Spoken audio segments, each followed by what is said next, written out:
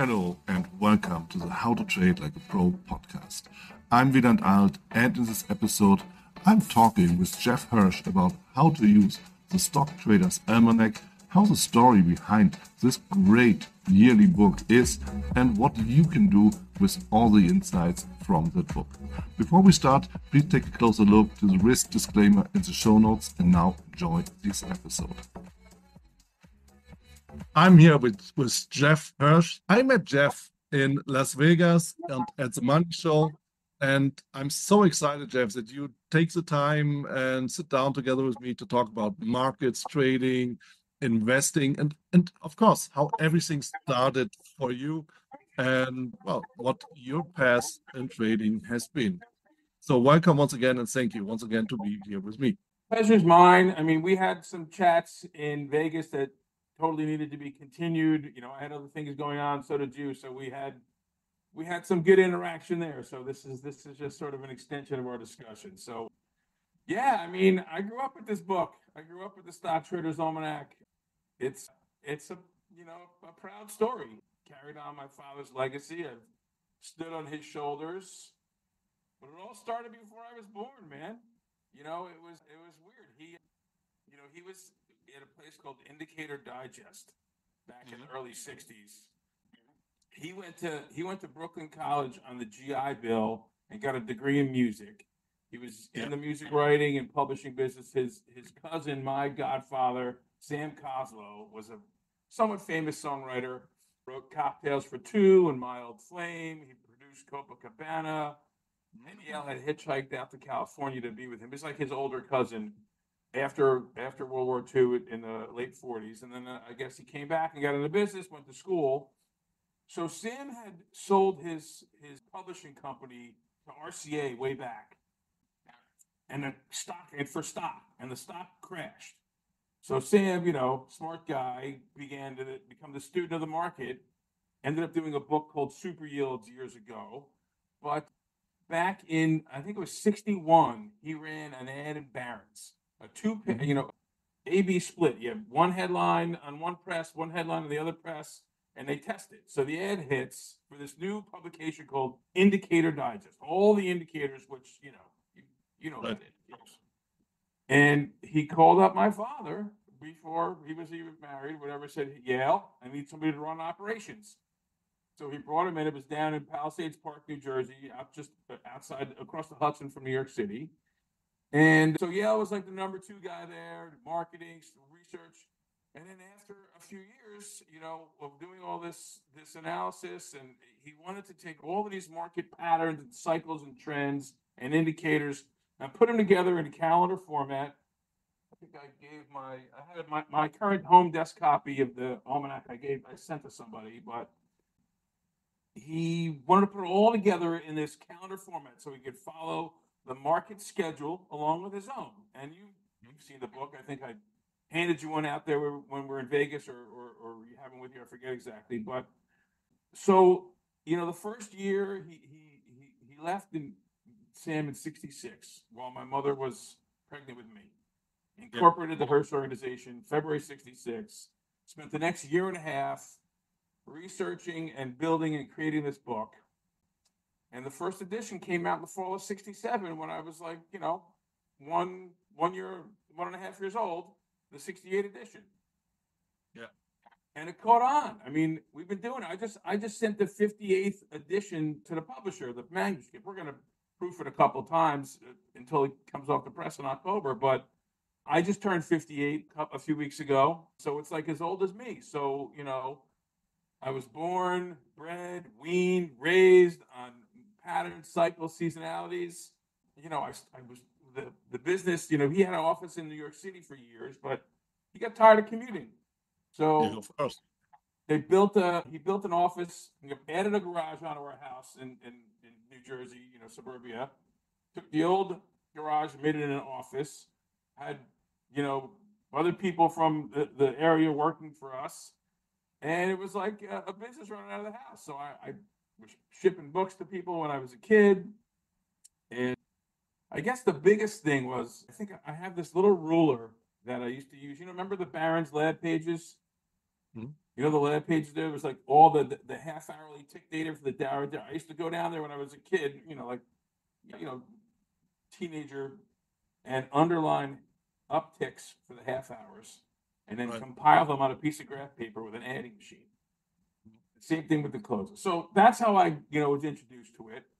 And, I went about my life and, growing up with the Almanac and studying different things with him, but I was like sort of avoiding it.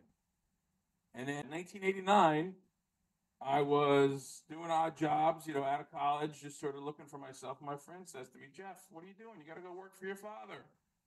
So I went into him. I said, Dad, I want a title. I want a salary. Yeah. It wasn't much to start, and I want a business card. Yeah. Like, all right, let's go. So that's sort of how it all started. And then, and then once I got in there, it clicked. I mean, not everyone thinks this way. And he was an iconic thinker. I mean, he invented things like the Santa Claus Rally, the January Barometer, the best 6 months, which everyone thinks of as selling May now. And he was the biggest proponent of the 4-year presidential election cycle, which is firing on all pistons right now. And the compiler of all these different, and we always took things from other people, always credited people. You'll see other people's names in the book still. If somebody came up with something great and we're writing about it, total props goes out to them. Yeah, sure. So, go ahead. I mean, I could ramble on forever. You ask me something. What do you want to know? Yeah, because you have so much cool stories to tell already, Something, I mean, there's so much insight of what you always experience, because, most of us, we just started somewhere in the middle of our lives going to the markets, either like what to do with my money or how to get to money, how to get rich, or, how to make money, how to change my life, how to change the work environment, everything. Don't want to commute, want to work from a home office, doing domestic stuff like this. But you just were like, your dad had 2 babies then, you and the Almanac. You were first, but anyway, 2 babies, They're not at the and same time, actually. yeah, right. So, but printing took a little bit more anyway, so a little bit more time. But I mean, we did a lot of marketing. He was a great, his songwriting capacity was twofold. Enabled him to write ad copy and headlines and get people's attention. But I had this realization more recently. I think he composed a whole musical that I produced, or tried to produce a little bit. We never really went too far, but it was based on the Elephant Man. And I listened to him compose it. I was living back at home when I started working for him, and I listened to him compose it. But what I realized was that and he was a pretty powerful composer. He could write lyrics and music. yeah, But I think his ability to understand music theory and form and those patterns, I think, was part of his uncanny, iconic thinking that created the Almanac and the observation. So there was a moment early on when I was started working for him, and we had some other writers and analysts there. We were all sitting around the conference table talking about the next newsletter issue, what we're going to put in there, and Dad had some idea of a pattern. I forget exactly what it was, but he's explaining it to the group at the table, and they're all like, I don't know what you're talking about. Yeah, trying to be skeptical. And I'm like, I understand what he's saying. And that was sort of like the moment where I was like, okay, I think I can do this. Like I get it. I get what he's thinking. I see what he's doing, and I fully understand it implicitly. And then there was this another quick one. In the back of the book, you have one nearby handy, or you still have one. You have a current almanac, right? I'm not a current, but I'm familiar with it.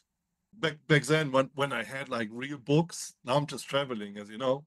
So now Right. I don't really have books with me. But back then, of course, I know the Well, I Almanac. mean, you should have the almanac. You should travel with the almanac. For sure. You're right, So absolutely right. what we call the monthly cash flow. It's like the trading days of the month, what the performance is any given month. It was like the average. It used to be that he discovered, the last trading day of the month and the first 4 of the new month was where most of the market's gains are made, as everyone does all their monthly transactions. Yeah. And somewhere in the mid 90s, and this was some of the data that I used to run by hand at a Barron's lab, with the underline of the days of the up days. And then I had converted it to Excel for DOS when I, in about 92 or 3. And then Windows for Excel for Windows. Now we have software, but we're looking at the pattern of the monthly trading pattern, and we see this like middle of the month spike of days being up. And we realized that this was the payroll deductions twice a month or every 2 weeks where people get paid and the money is put into their IRA or their 401k, and stock fund, mutual fund managers or whatever, they have to be long. They're not like, so it all goes into the stock market twice a month in the middle and at the, right around the turn of the month. So that was one of the initial, discoveries of the changing patterns that we have. But a lot of stuff still stands. A lot of stuff, there's some things that have shifted. Different months have different behaviors, but what else can I tell you? Yeah, I mean, right now, like cycles are becoming a little bit more popular. A lot of people are working with cycles, even on short-term time frame, not really that short-term, but short-term enough. But as you mentioned, some things changed, but some things, like, pretty sure, like Santa Claus ready still is in place as long as Santa Claus is in place. We talk about window dressing as well, for the end of the year. And for sure, it makes sense that at the middle of the month, all the money is flowing into the market when the paychecks arrive. I mean, maybe this changes as well. I'm not so sure about paychecks in the United States, but in Europe, for example, especially Germany, people get the salary at the end or beginning of the month, depending on the kind of contract. Once a month. Yeah, once a month, and that's it. And then, of course, that's the moment where the money is flowing in. So it might be different in the different region, depending on industry as well. But but this is something, of course, people need to be aware of a little bit and see, okay, does it change? What has been the cycle that has been lasting for all the years, like very, very, very true to the game and really good also to trade with? Yeah, I mean, unfortunately, it's not something long, it's super short term for the traders out there. The one thing that continues to work is the best and worst 6 months, which is, people think of sell in May and go away, which is a whole old saying the British saw. I like to say that you got to buy in October to get your portfolio sober, because if you're thinking about selling in May, when did you get in? That's the point. Yeah, it's still, just tongue in cheek for fun as a reminder, or remember to buy in November is what somebody else says. But this pattern has worked not every single year. As I joke, nothing works 100% of the time. I don't work 100% of the time. Sometimes I go to sleep, Yeah. But it's the most consistent performing pattern of all of them. The 4-year cycle is also pretty good, though there was a few years in the late 90s and other periods where it was just they were all straight up. But right now, the 4-year cycle, the 4-year presidential election cycle, is powerful. I don't want to be too U.S. centric, but it's still a pretty, influential economy and market. For sure.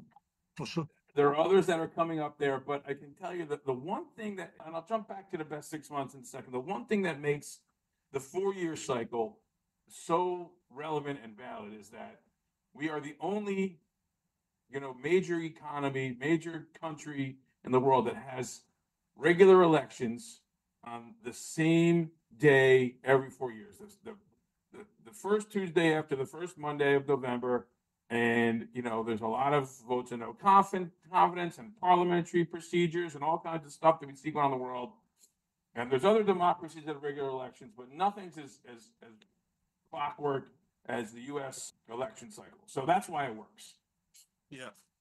Yeah, true. I mean, people have to figure out dates, and there's some new election dates. Like looking right now at Europe, like in France, they after the election for the European Parliament, things changed. They set up a new government in France, and so they have new dates. But this is something like not on a standard basis, on a regular basis. And you're right, the United States is what you can count for, like that day, that month, that year, done.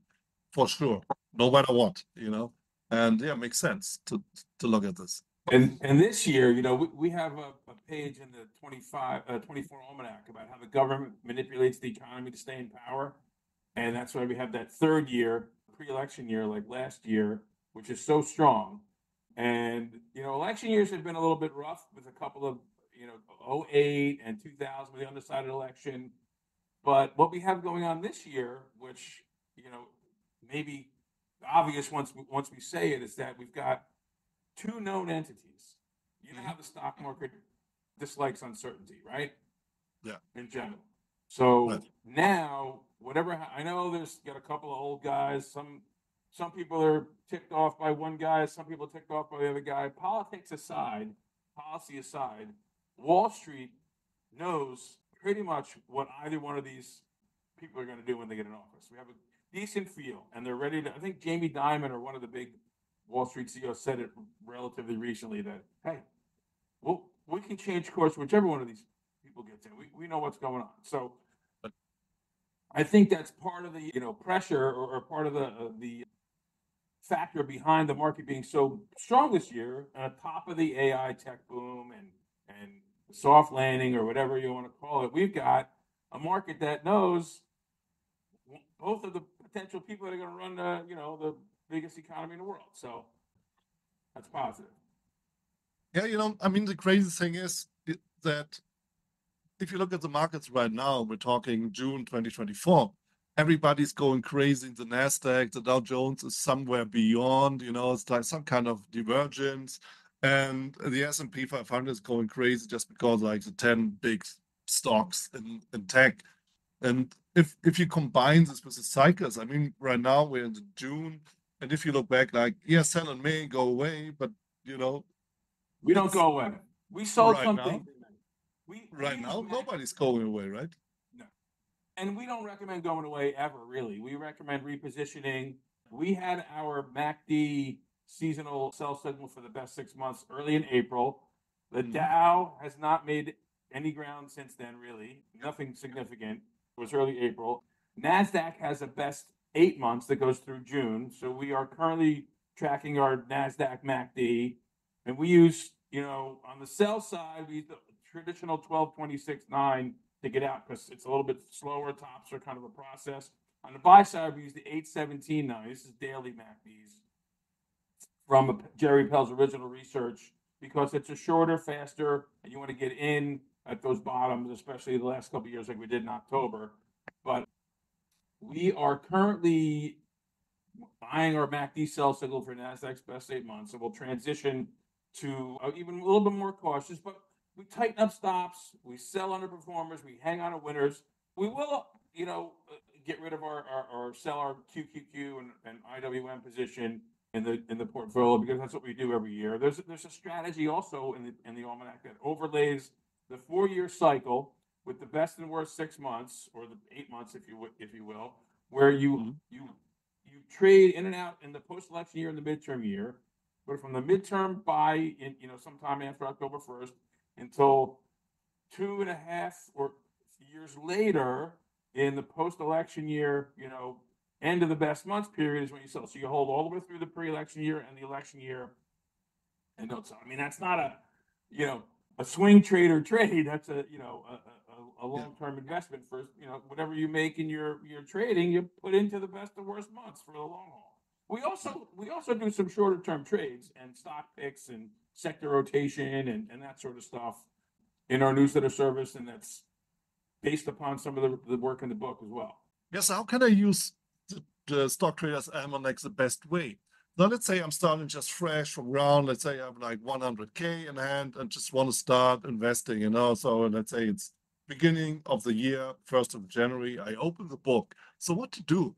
I would go back a few months and open the book in October when it comes off the press, and buy in October and get yourself sober and get into a basket of well-screened stocks, get into a basket of sectors that come into the bullish season, which is a lot of them, and get into the Dow, S&P, NASDAQ, Russell 2000 ETFs. And then you manage those portfolios over the year. We put out our buy signals and our major buys this October, and we've got some trades. We sell half on a double. We have, and then you have different sector trades throughout the year that we get into. Right now we're in utilities. We got into utilities in March ahead of the March through October seasonal period for utilities. Staples, I mean, the ETF portfolio is, I'm just going to check it right here. We had some copper and some natural gas. We just sold our natural gas, the FCG stocks. So we're looking to get into healthcare and staples and utilities right now. We sold some tech just last issue. We hit our, actually the XLK hit our auto sell price of 214, up 26.2% from the October buy. So you basically, can track some of the sector seasonal trades, the best and worst months trades. But then if you drill down and you want to do some trading, there is half hourly data about, when during the day you may or may not want to get in and out of the market. This is one of the things that hasn't changed that you think might. The intraday trading patterns, one of the first things I learned, as I mentioned earlier, you still see these daily lows around 2:30, New York time. There's definitely a bit of an impact from the, European close, I believe is what happens, or it's the open over there, has some impact with the daily trading patterns. And then there's all sorts of holiday trades around, Memorial Day, like coming up. Here's a nice little swing trade for everybody. We call it Christmas in July, the mid-year NASDAQ rally. So from the third to last trading day of June to the 9th trading day of July, it's a solid trade for NASDAQ. The stats I don't have off the top of my head, but it's something we put out there, and it's noted in the Almanac. And then, you want to watch out for the peak after July. The first 9 trading days of August are weak. I mean, it's giving you a framework for what to expect from the market, and lots of day trading and swing trade opportunities with holidays and cycles and ends of months and quarterly behavior and options expiration behavior and sector behavior. So it's just, you can take what you want.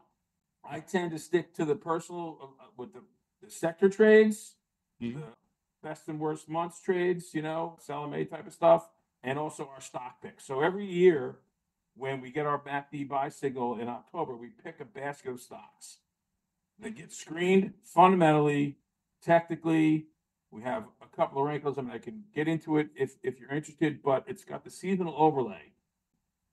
And we look for stocks that are exhibiting an acceleration of growth in revenues and earnings, have good valuations, good cash flows, and are underfollowed on Wall Street, and also have minimal relative strength. Like, we don't want them leading the market. We don't want them lagging the market. We're sort of quietly humming along, kicking out, revenue and earnings, doing good business, and undiscovered by Wall Street pretty much, maybe only followed by a couple of analysts.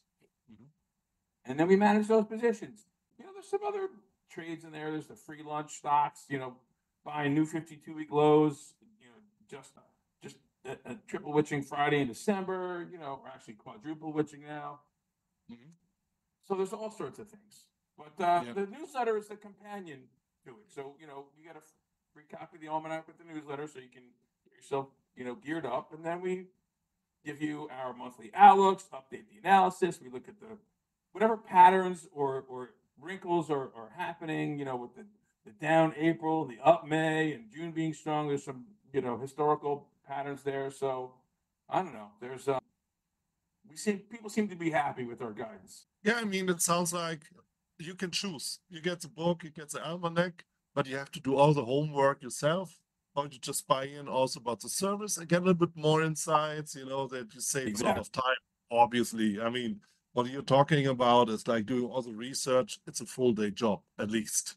So not everybody's. And we issue our sell signals. We email out our sell signals for the market. So you'll get, and the buy signals, of course, obviously. So that's, we do the research and the work for you. So exactly.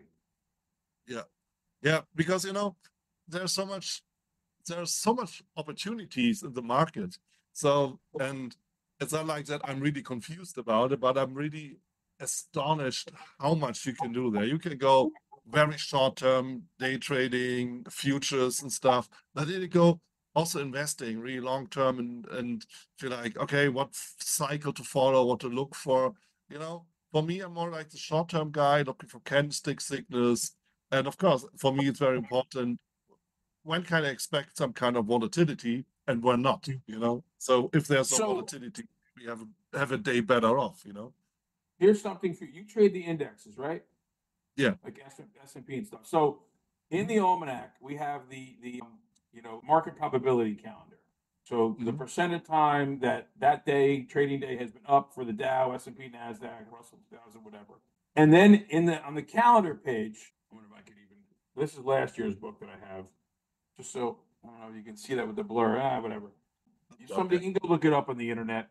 We have happy bulls for bullish days. The S&P was up more than 60% of the time, and then an angry bear for when it was down more than 60% of the time.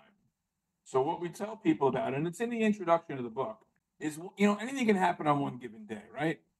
But if you got a solid bullish bias over several days, maybe it's 3 out of 4, 4 out of 5, 3 out of 5, or whatever, 4 out of 6 days that are bullish or bearish or something like that, and you've got the potential for a seasonal swing setup. Then you can overlay your candlestick indicator and say, oh, I'm looking for let's say the turn of the end of the month of June, like I mentioned before. That's got a bullish string right there. Okay, actually we have it, and we update that on our website in the monthly almanac. So let's see, the June almanac. June calendar. You can see a cluster of bullish and bearish days there that you just you can trade that if you get one of your signals. You got triple witching, or now it's quadruple witching this Friday. The big warning here, and this is where you could buy into it. The week after triple witching, the Dow is down 20 of the last 34 years. Average loss since 1990, 0.8%. Last trading day of the month is up. So that weakness, potentially next week, that week after options, quarterly options expiration, is a bearish time, but also a chance to get in for that, beginning of July trade. So I don't know. Maybe that gives you a little insight as to what you can do as the kind of swing trader you're looking at there. Sure, sounds amazing. And, that's exactly some kind of guideline people are looking for. I mean, I'm included, of course, I'm part of, like we all are part of the game. But it's always so confusing for people to see what really is going on, what to look for. And then also your mind comes into place. If you look right now to the tech rally, and if you're like, yeah, it should go on forever, but of course it's not going on forever. Nothing is going on forever.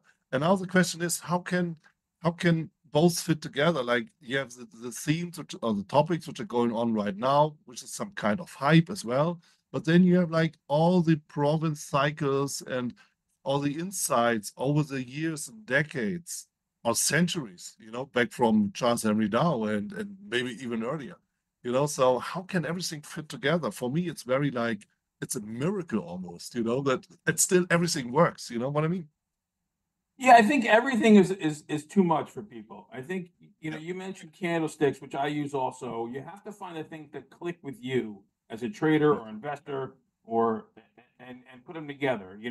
Sometimes certain things are a little bit different, but with the tech cycle and the boom there, that's a long-term pattern. I mean, I did a book a bunch of years ago called The Super Boom, which in 2010 I put out a forecast for Dow 38,820 based upon a long-term cycle Yale discovered back in 76. War, inflation, and technology equals this big boom. We still think we're in the early middle innings of this AI tech boom.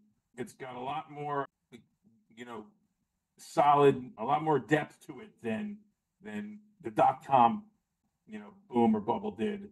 And the valuations are not as elevated by a lot of metrics as they were in 2000. So I think, aside from some dips, we might get a little garden variety bear market over the next several years. There might be a recession in there. I don't see one right now, but this tech thing, this AI, this is new. It's something I call you know, a culturally enabling paradigm shifting technology, which was the microprocessor. Back further, like the automobile, air conditioning, indoor plumbing, you know, the internal combustion engine, the rail, like these things that changed society collectively and people's individual lives across the planet, you know, equally. And I think AI and this whole, you know, generative AI or whatever, you know, the buzzword is, can be one of those things. There's also lots of other technologies going on out there that's driving this boom. So when is it going to end? We've probably got several more years of upside. The NASDAQ, I mean, we're still up around that 500. The thing was 500% plus moves following war and inflation. There's a whole book on it out there. It's called Super Boom. I updated it from time to time in the book and in the newsletter. But if you remember the boom from, you know, like the 74 bottom or even the 82 bottom up until the 98 or 2000 top, it was like a 1,500%, 2,000% move. We're only, you know, a third or a quarter of the way there. Maybe it's not quite as big. Maybe it's only halfway there, but we haven't done that kind of move from the 09 low, or you could look at the, what is it, the 2013, 2016 potential secular bull market launch point. So that's the longer term thing, you know. So Yeah. it can be a bit of a challenge to look long term and short term, you know, not necessarily at the same time, but within the same publication. So that's what we do. Yeah. I mean, just combine things with long term, midterm, short term.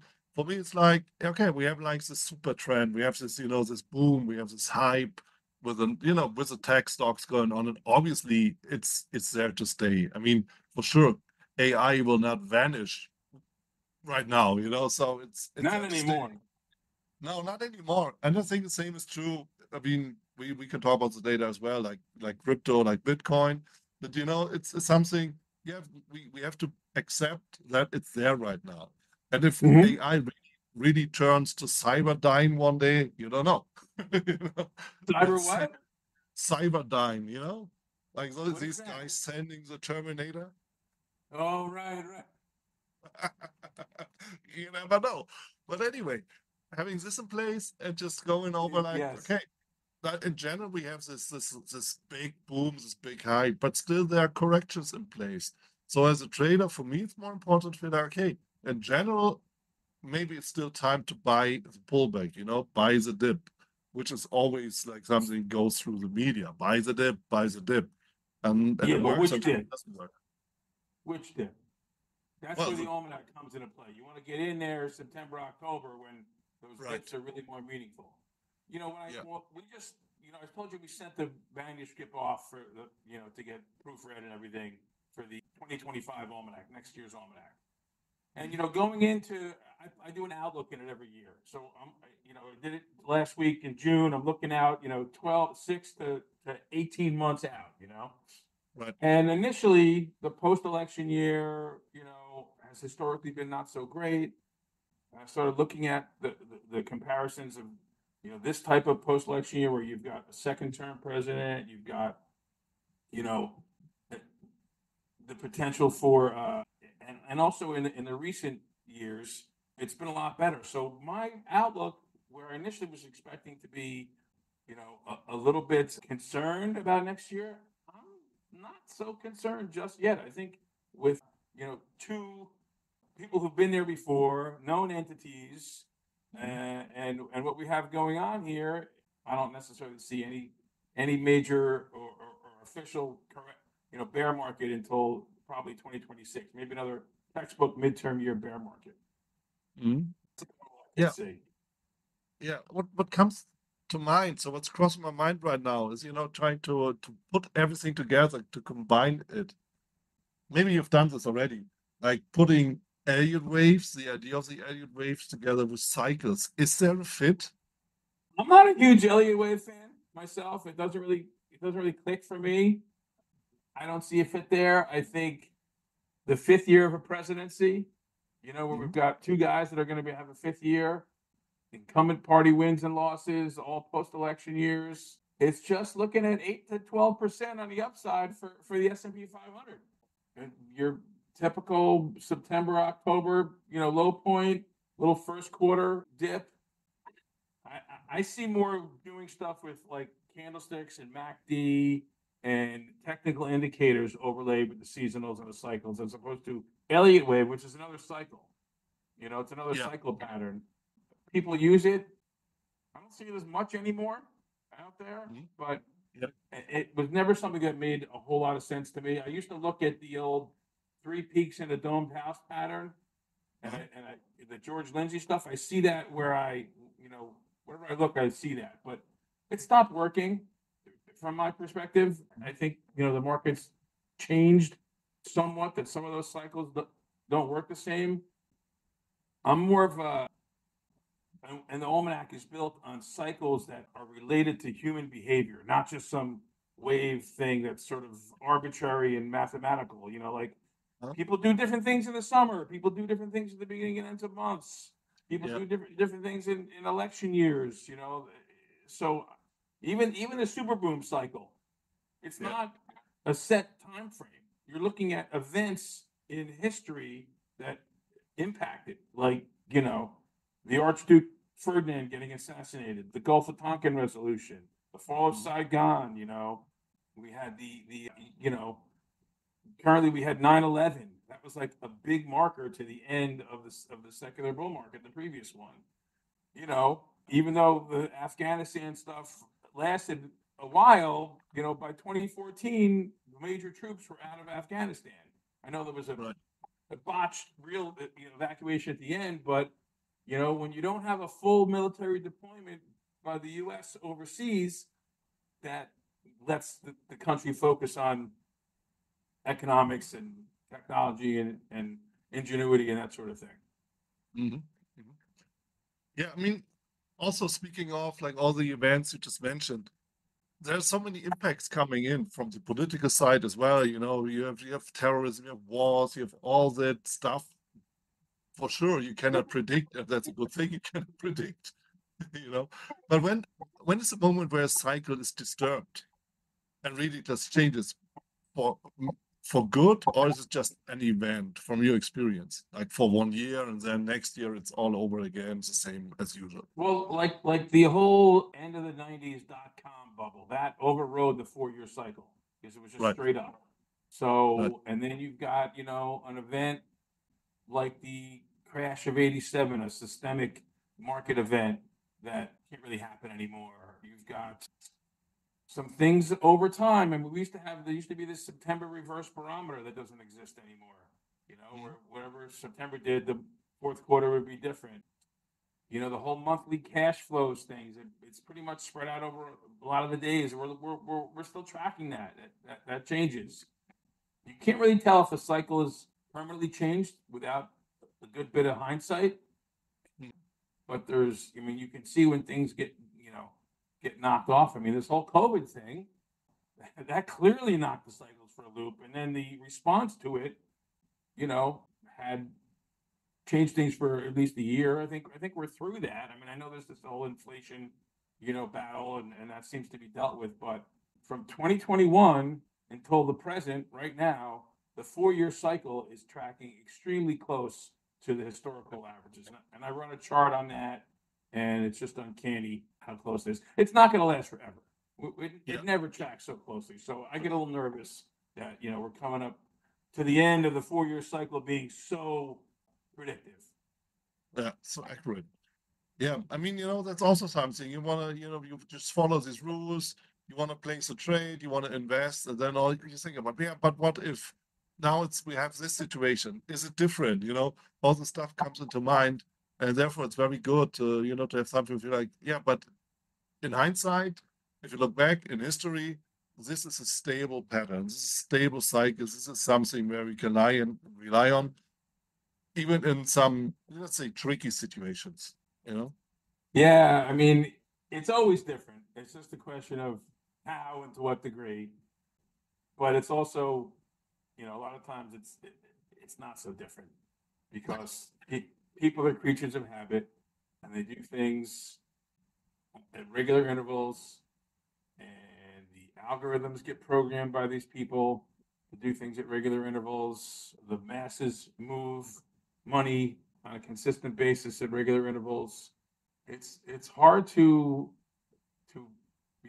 avoid human nature and society's behavioral patterns. That's what drives the almanac and all of these cycles, whether it is Elliott wave or other types of patterns, seasonal and cycle wise. It's basically it's based on people's repetitive behavior collectively. Mhm. Yeah, yeah, yeah. It sounds logical, and also there's something where I feel like, wow, thanks God, it's like that, Some, you know what I mean? Because and also there's some kind of technology and AI. The machines take over trading as well. We just grab the money, we just collect all the income. Thanks God, it's not that way. Thanks God, there are people just, inside in trading, people making decisions, people making the wrong decisions, correct, all this because we're traders, investors. So that's what we do. It would be very, very strange just, to compete with machines, which we are already doing anyway, but, not 100%. Not me, man. Yeah. And I hope it stays this way. I mean, technology always should be, support, not running up front. I think. I agree with you. I agree with you. I mean, So I started doing this stuff by hand.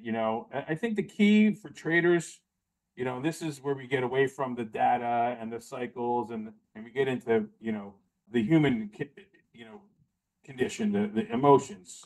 Mhm. I can get emotional about trades. I always want somebody to make my trades for me using my data without emotion, my positions, my levels without emotion. So if you can remove your emotion from your trading, do your analysis when the market's closed or whatever, and pick your levels and make your moves without emotion. And you got to use buy limits in the market. I don't put stop losses in there because they get triggered. The market makers, the machines, they'll hit that. So I use alerts for when I want to get out. So if a stock or a position hits a certain level, I'll go in and become a trader and trade that and see where we're at, once I get in there and just try to maybe split the bid and ask kind of thing to get out of the position if that's the case, if it's being stopped out. So just a couple little things like that to not let the machines or the emotion take over your execution. Simplicity too. I mean, people, I'm guilty of putting too many things on my chart sometimes. I'm really trying to keep it simple. I know people are now building their own indicators and combining stuff. I'm not sure how valid that is or what people's results are, but I think there's plenty of existing indicators that we don't necessarily need to invent our own. And sometimes simple candlesticks or high lows or trend lines and a moving average, maybe a MACD, just Yeah. And then you gotta see it. You gotta make a move. You gotta make the call and trade it. Yeah. So therefore you have risk management, just that you can go for it, but be protected as well. So and if you do the hard stop or the soft stop, of course it's always on your own decision, but of course you need to have some kind, whatever you call stop in place. You need some sort of exit strategy. Yeah, for sure. Jeff, to round it up, as I'm looking, we're already not really, but we're close to 1 hour now. What are your 3 most important, let's say, ideas from the Stock Traders Almanac you really want to, you want to people to look for and to use? What are your top 3? Are there any? Anyway, Yeah, I mean, I mentioned them earlier. Best right? 6 months, best 6 month switching strategy, Uh, the 4-year cycle.